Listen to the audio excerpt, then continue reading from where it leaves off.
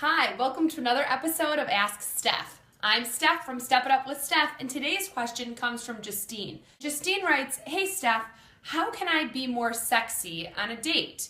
I not only want to look sexy, but I also want to feel sexy. What are your tips?" All right, well, that's a great question. And here are my 3 steps to how you can feel more sexy on a date. Step number 1 is to make sure that you are present. So you are at the present moment, you're with this guy, you're not in your head, you're not thinking about what you're gonna say next or analyzing what you just said and what he may be thinking about you. Instead, you're present. You're aware of your surroundings, you're listening, you're also talking, and you're really just out of your head and able to relax and enjoy the conversation.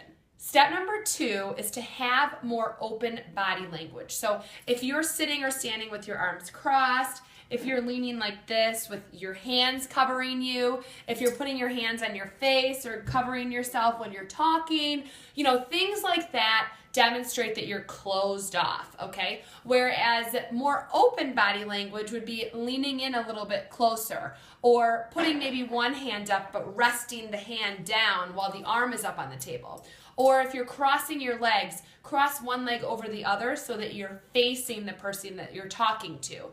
Just be aware of any of your limbs, legs or arms, that may be closed off and try to open yourself up. And also, make sure your shoulders are back and your chest is lifted and you have good posture, because that's going to make you not only look more sexy, but also feel more sexy. And finally, make sure that this date isn't just about you. You want to get to know him. So ask him a few questions or make sure that you're listening to his questions, and then you can ask a follow-up question or you can really discuss with him what he's talking about. The first date or whatever date is not just about you. So make sure that you're not over-talking or that you're not over-explaining or over-indulging, especially if it is a first date.